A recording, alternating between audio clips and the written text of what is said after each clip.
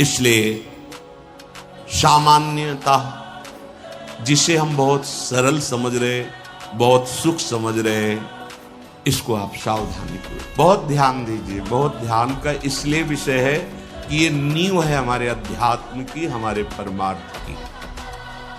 शरीर के भीतर बताया था कल भी, एक मनोवाह नाम की नाड़ी है। इस नाड़ी का कार्य है मथानी जैसे नहीं, जो दूध दही का मंथन करे तो मक्खन निकाल देती है, ये इतनी चिंतन से गर्म हो जाती है नाड़ी, तो वीर पूरे शरीर के रक्त के साथ है। उसी से आपकी हड्डियां मजबूत होती हैं, उसी से आपका शरीर बलिष्ठ होता है, उसी से आपके मन को पवित्र विचारों में चलने की सामर्थ्य मिलती है। ये जो कहते हैं ना कि हम नहीं चल पा रहे हैं, हम भजन नहीं कर पा रहे हैं, आप कमी को पहचानिए। शरीर के भीतर जो मनोवाह नाम की एक नाड़ी है, ये मंथन कार्य करती है। जे ही आप कामासक्त हुए चिंतन किए तो पूरे शरीर से, जैसे दही के मंथन से वो घृत निकाल ले, वैसे ये मनोवाह नाड़ी काम करती है।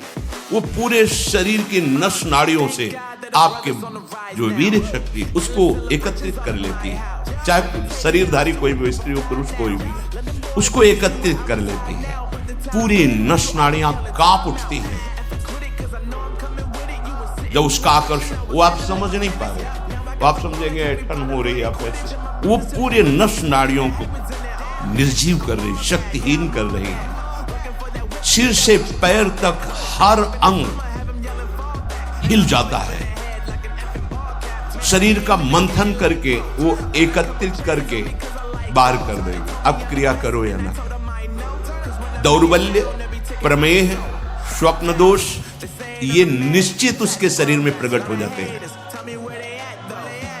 शरीर के रक्त में एक सफेद और दूसरे लाल कीट होते हैं। सफेद कीटों में बाहरी आए हुए प्राकृतिक प्रहार, रोगों के प्रहार से लड़ने की सामर्थ्य होती है। जो हस्तक्रिया या अन्य अष्टमैथुनों के द्वारा वीर शक्ति का नाश करता है, तो सफेद कीट ये नष्ट होने लगते हैं।